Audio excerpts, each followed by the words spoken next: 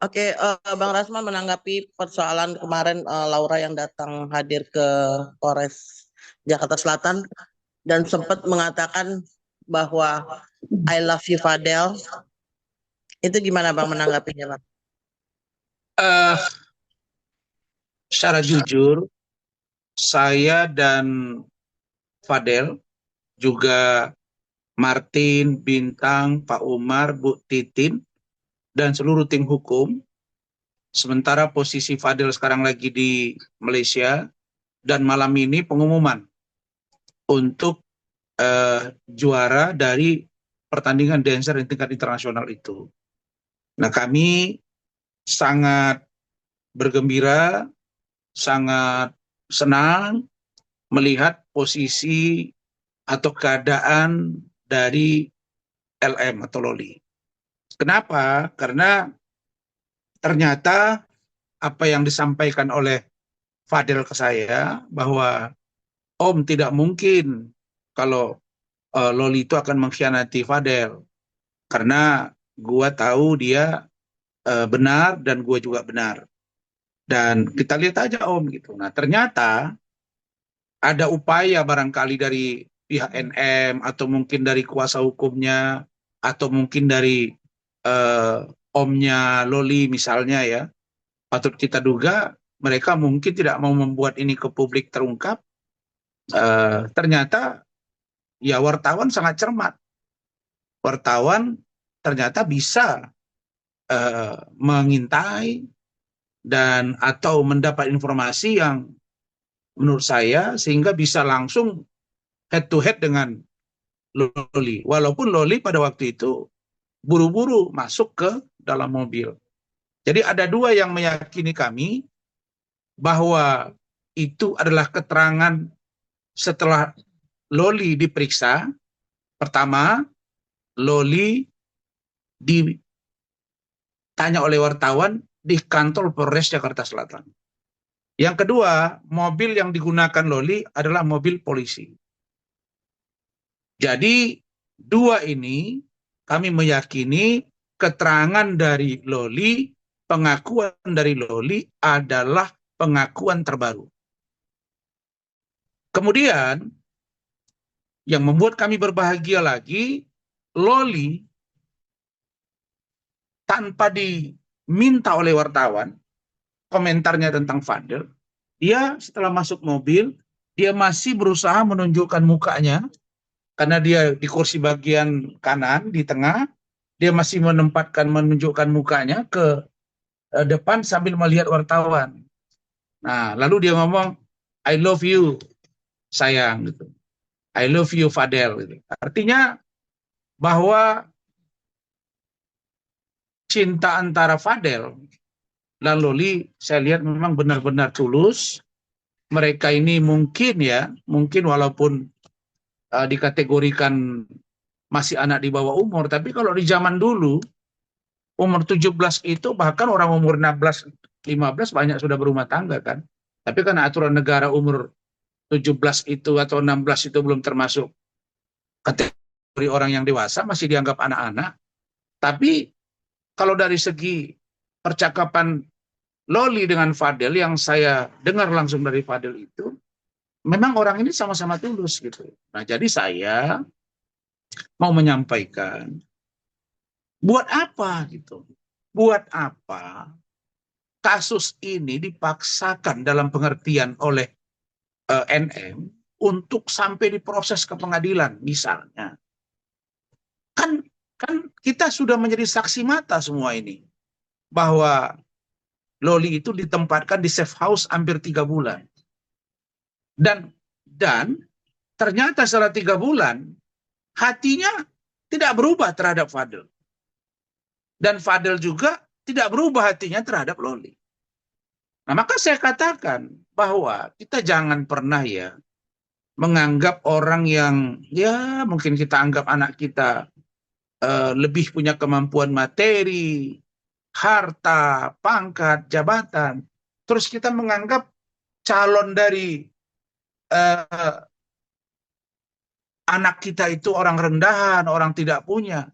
Kita nggak boleh loh menganggap rendah karena hidup ini penuh dengan misteri. Dan itu terjadi ke diri saya. Terjadi ke diri saya. Saya pun dulu begitu. Waktu saya melamar istri saya, Eli, itu saya direndah-rendahkan, dihina-hinakan. Tapi belakangan saya disanjung-sanjung gitu. Nah, jadi ini kita kan nggak tahu kalau besok ternyata Fadel ini dikontrak oleh IO luar negeri. Atau mungkin dia menjadi seorang YouTuber yang handal, bisa menghasilkan uang yang banyak. Kalau saya lihat dari segi ketampanan, ya secara jujur saya katakan, Fadel itu tampan. Kalau kita lihat dari segi Loli, ya saya kira sepadan lah buat seorang Fadel. Tanpa kita menganggap bahwa kata-kata saya ini sebagai upaya untuk memaksakan diri. Bukan. Saya hanya ingin menyentuh hati nurani dari NM. Menyentuh hati nurani dari omnya Loli. Menyentuh hati nurani dari adiknya NM. Menyentuh hati nurani dari pengacaranya. Ini kan fakta yang paling besar. Setelah 3 bulan di safe house, ternyata Loli mengatakan kata-kata masih sangat sayang kepada Fadel. Nah, karena itu kami dari tim hukum punya sikap yang terang bahwa kalau tidak ada pengakuan Loli yang memberatkan Fadel, kalau Loli mengatakan bahwa tidak benar ada aborsi, tidak benar dia dihamili oleh Fadel, maka penyidik jangan paksakan kasus ini. Walaupun misalnya disebut alat bukti itu di KUHP ada 5. Keterangan saksi, keterangan ahli, surat, petunjuk, dan keterangan terdakwa. Tapi orang yang paling berkepentingan dan orang yang paling objektif memberi keterangan di dalam kasus ini adalah Loli. Kenapa saya katakan Loli? Karena memang Loli lagi berseteru dengan maminya atau aminya. Dan ternyata safe house tidak cukup kuat untuk merontokkan cinta mereka.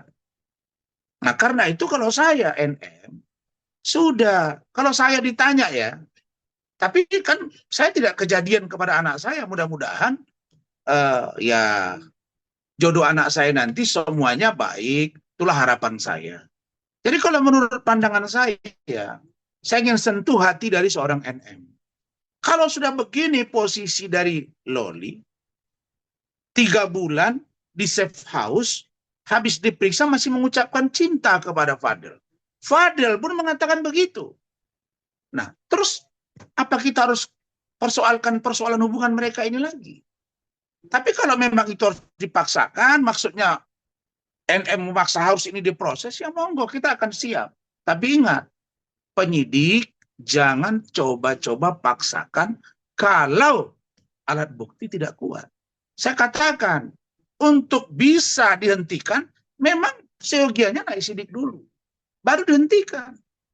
Jadi jangan dianggap naik sidik bentar lagi jadi tersangka. Apalagi tadi saya lihat, ada statement dari live-nya NM, yang mengatakan minggu depan akan dipanggil. Itu kan proses hukum. Harus memeriksa A, B, C, dan D, dan lain-lain. Terus dia bilang, oh itu kan keterangan Loli membuktikan bahwa mereka ada hubungan. Lah, memang dari awal Loli bilang dia memang pacaran sama Fadel. Kan tidak dilarang dalam KUHP pacaran dengan anak di bawah umur. Yang tidak boleh itu menikahi anak di bawah umur. Meniduri anak di bawah umur. Kalau anak di bawah umur pun kalau dia sudah dianggap dewasa, bisa minta izin ke kantor urusan agama. Untuk bisa diberi dispensasi mereka menikah. Banyak yang terjadi seperti itu. Jadi ini semuanya adalah gambaran nyata bahwa Loli dan Fadel hatinya benar-benar satu. Dan menurut saya, justru kalau ini dibelah dalam pengertian dipisahkan mereka, saya khawatir salah satu di antara mereka mungkin akan sangat tidak siap menerima ini, dan bisa jadi terjadi seperti orang yang dipaksa putus hubungan gitu. Karena dalam pikiran saya, Ya, mohon maaf ini, begitu umur 18 tahun, seandainya pun ada masalah hukum di antara mereka, saya yakin mereka akan pergi lari. Nggak akan bisa dihambat ini. Kenapa? Karena ini pikiran-pikiran yang muncul dari kedua belah pihak. Saya bicara ini sebagai seorang akademisi juga. Saya dosen sampai hari ini. Ya, di samping saya sebagai seorang lawyer, saya melihat dari perspektif ilmu jiwa perkembangan, psikologi antara Fadel dan Loli berat untuk dipisahkan. Kalau menurut saya, support saja sudah mereka ini. Kalau Anda anggap LM itu Fadel itu orang susah, ya bantu, kasih usahanya.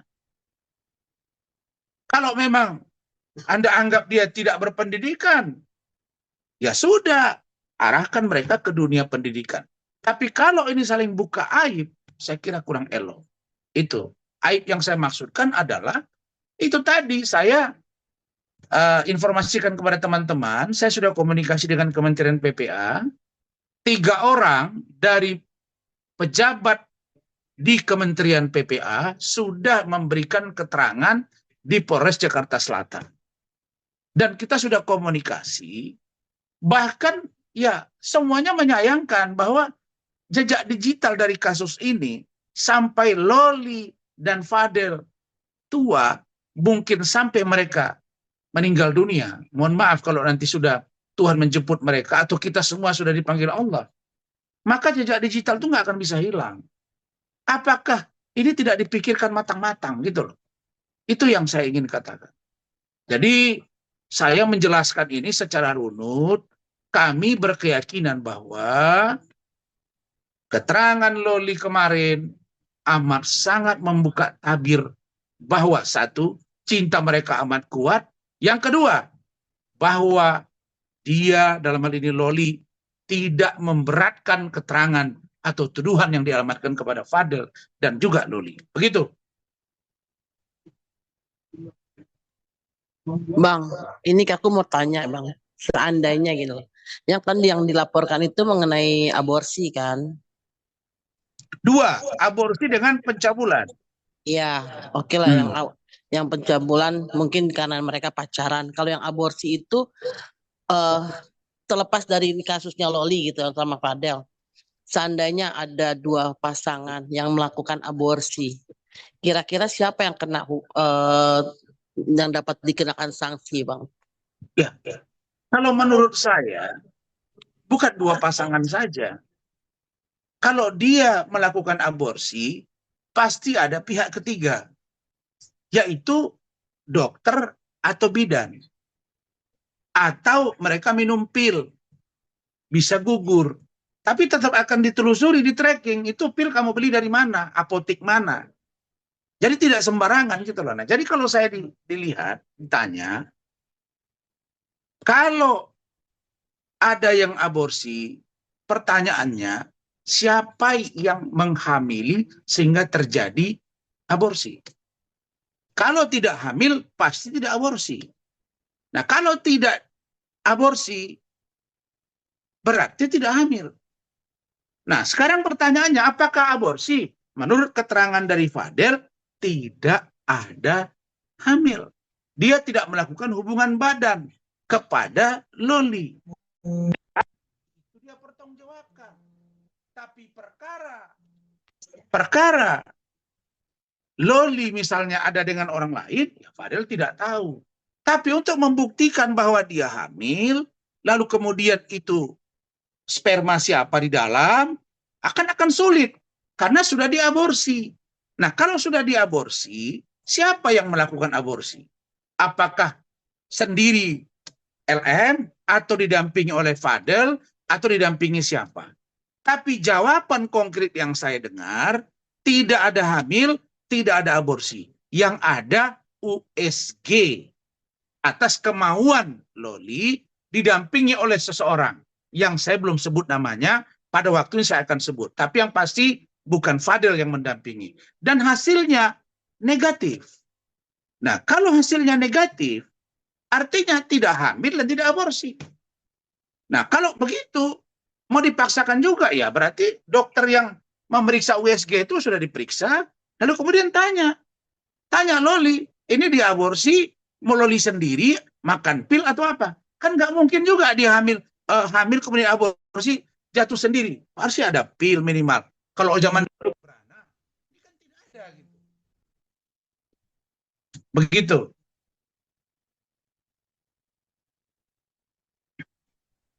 Oke, mungkin yang lain, Ojal.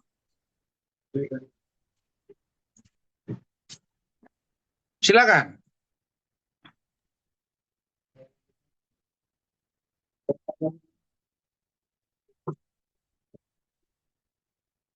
Silakan.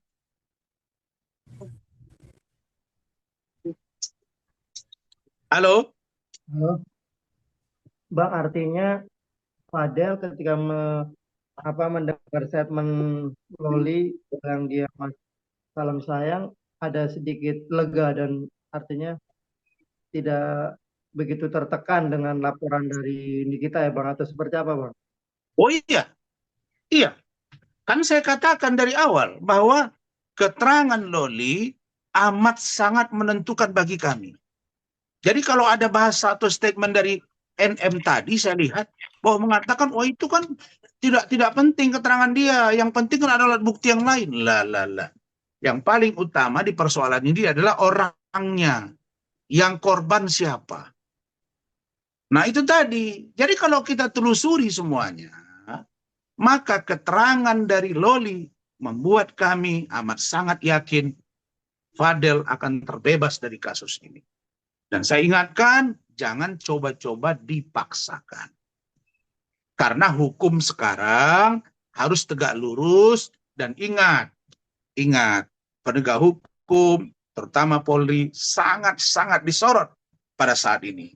Jadi jangan coba-coba bermain-main. Dan saya percaya Pak Kapolda Metro, kemudian Kabid Propam Polda Metro, Kapolres Jakarta Selatan, Kasat Reskrim, Kanit, dan penyidik. Itu selalu saya chat WA, dan saya percaya mereka tidak akan mungkin memaksakan kasus ini. Dan yang pasti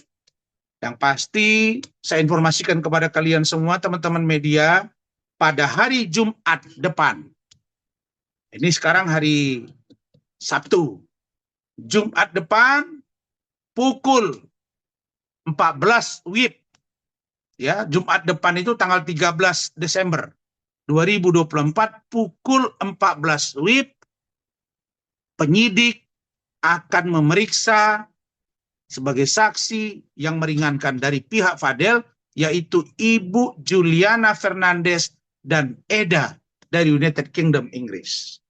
Itulah progresnya. Jadi minggu depan itu memeriksa saksi kami, bukan memanggil Fadel. Nah, jadi kalau NM itu seolah-olah minggu depan itu akan periksa dulu semua. Setelah itu kan mau diperiksa lagi Martin, diperiksa lagi Bintang, diperiksa lagi Liliana, nah, diperiksa lagi Komalasari, istrinya Martin. Kita lihat dulu semuanya, jadi nggak bisa didorong-dorong. Makanya saya bilang, mungkin dulu NM ini tidak menduga kasus ini akan sepanjang ini. Mungkin dia tidak menduga kalau Fadel itu bertemu dengan saya untuk minta bantuan. Saya tidak katakan saya hebat, karena saya bukan siapa-siapa. Tim saya juga tim yang sederhana, tim hukum kami. Tapi saya selalu ingin katakan agar penegakan hukum sesuai dengan fakta yang kita sebut dengan teori hukum, yaitu lebih baik membebaskan 1.000 orang yang bersalah daripada menghukum satu orang yang tidak bersalah. Jadi kalau dia tidak bersalah, jangan paksakan untuk dia menjadi bersalah untuk sampai di pengadilan. Tentu melalui lidik, sidik, tersangka, penuntutan, dan lain-lain. Ini nggak bisa dipaksakan. Itu juga lah yang nanti akan sidang di kasus Iklim Hakim, saya, dan Hotman. Yang akan juga sidang pada hari Kamis, tanggal 12 Desember 2024 di PN Jakarta Utara pada pukul 10.00 WIB. Jadi pagi. Begitu. Nanti juga teman-teman media kan saya info. Jadi keterangan dari Loli amat sangat menguntungkan kami dan membuat kami dan Fadel percaya diri bahwa kasus ini sulit untuk menetapkan tersangka dalam hal ini klien kami. Begitu. Bang, kalau Jadi soal seberapa persen sih itu, Abang Bang, yakin saksi bahwa Fadel ini tidak bersalah, Bang?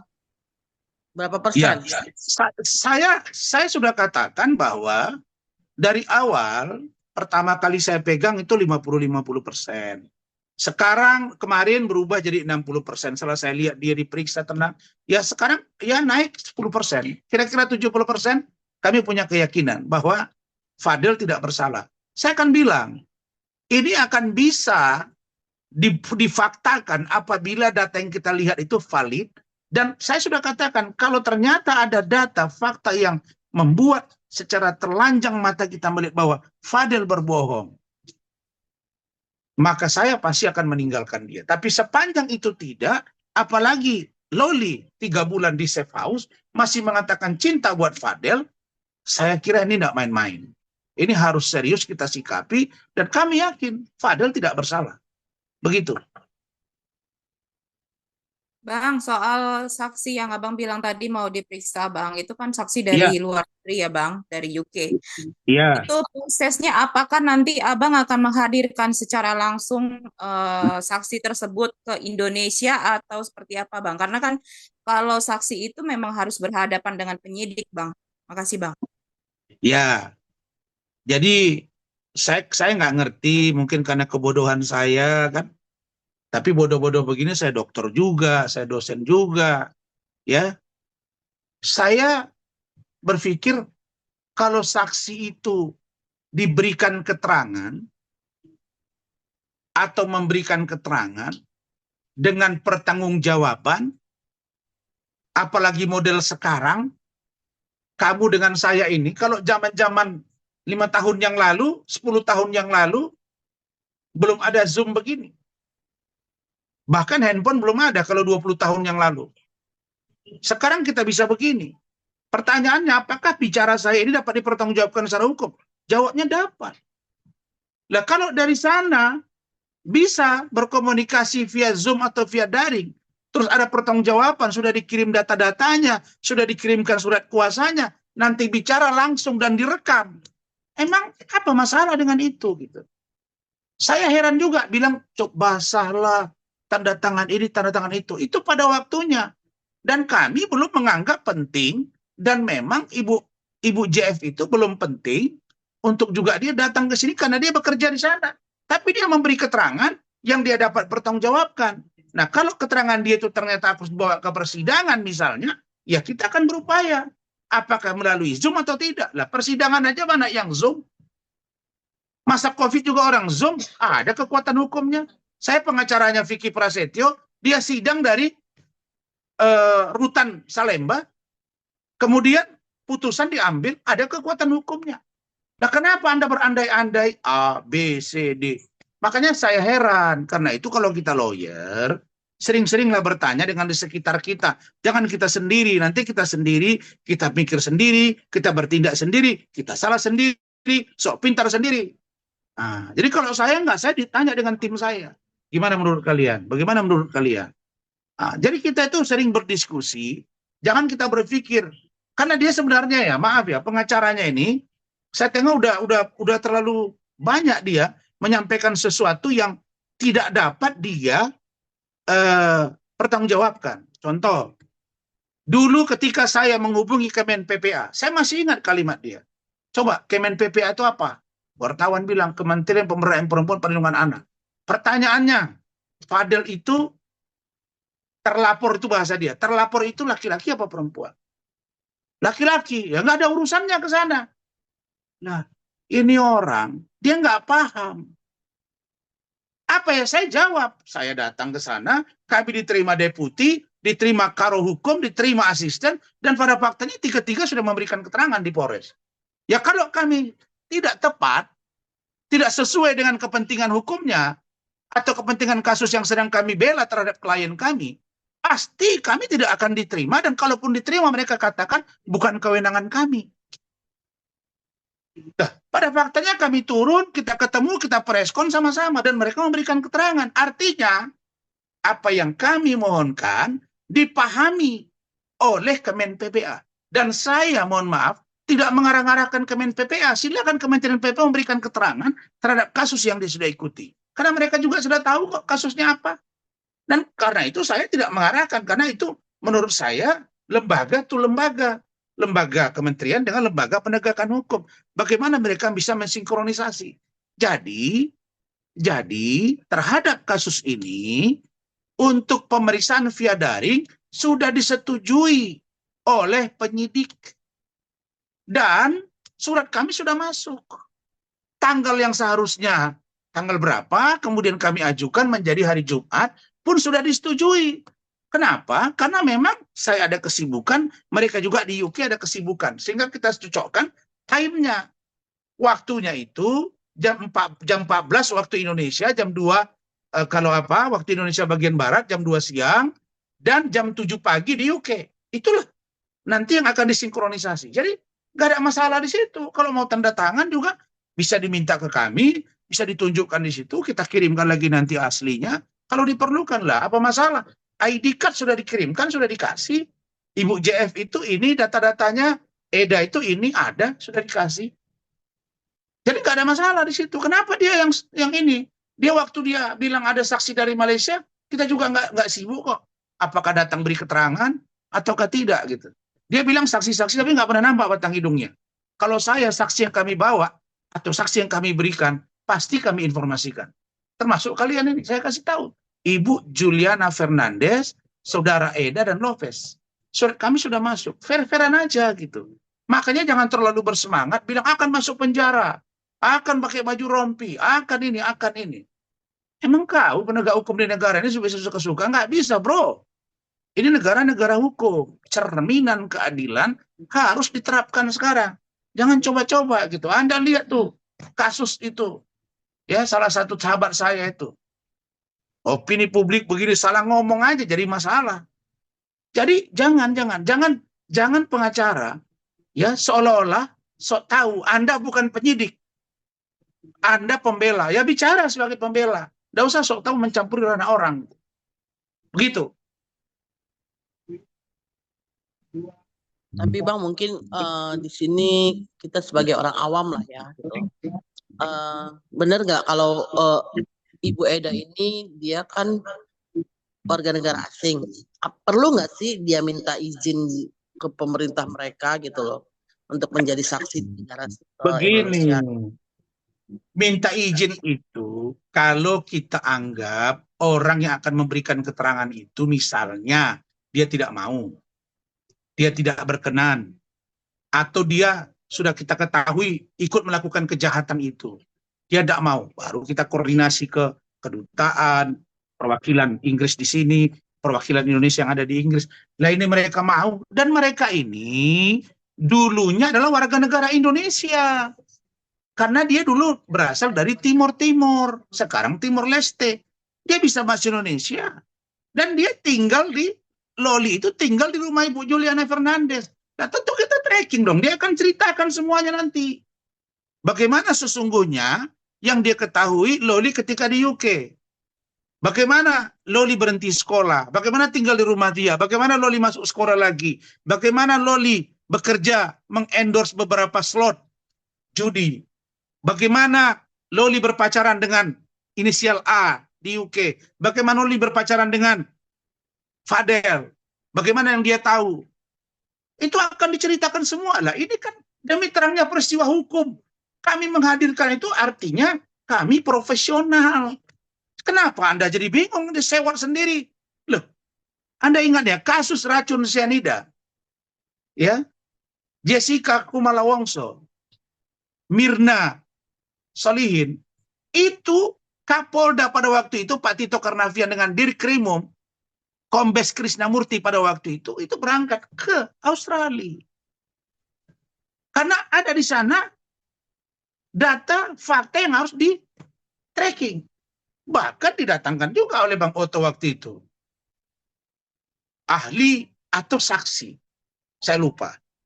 Nah, jadi tidak ada masalah. Sepanjang tidak melibatkan G2G, government to government, nggak mesti harus kami libatkan. Karena memberikan keterangan, dia udah kirim datanya, tidak ada yang salah juga di situ. Kan bukan kejahatan. yang mau dilakukan, kecuali saya menyuruh Ibu JF melakukan kejahatan atau kami bersama-sama melakukan kejahatan. Barulah kita diproses. Nah, kalau memang ternyata nanti Ibu Julia, kalau faktanya dia pernah tinggal di sana, kan harus di-tracking. Makanya saya bilang dari awal, kalau Loli dikatakan hamil, aborsi. Kalau sudah hamil, pasti tidak perawan lagi. Kalau tidak perawan lalu hamil, pasti kalau dia aborsi, pasti sudah hamil duluan. Kalau sudah aborsi, berarti janinnya pergi. Kalau janinnya pergi, bagaimana membuktikan itu miliknya Fadel? Karena itu di-tracking dari awal. Siapa pacar pertama dari Loli? Siapa pacarnya di UK? Siapa pacarnya saat di Indonesia dan ketika kembali? 3 orang ini. Belum lagi saya minta sekarang agar penyidik juga memeriksa ayah kandungnya Loli. Karena netizen banyak bertanya ke saya, coba lihat keterangan itu sekarang sudah 50%. Sudah bagus keterangannya semua. Banyak yang support kita juga. Sekarang kita tanya, setahu kita pengakuan NM bahwa orang tua Loli laki-laki katanya orang hebat. Nah, kalau orang hebat, kenapa anak ini sampai tidak dibiayai di UK? Sekarang kasusnya begini heboh, mana bapaknya? Nah, kami minta agar penyidik cari bapaknya, panggil. Ada apa dengan anak ini? Kan dia bukan sebatang kara.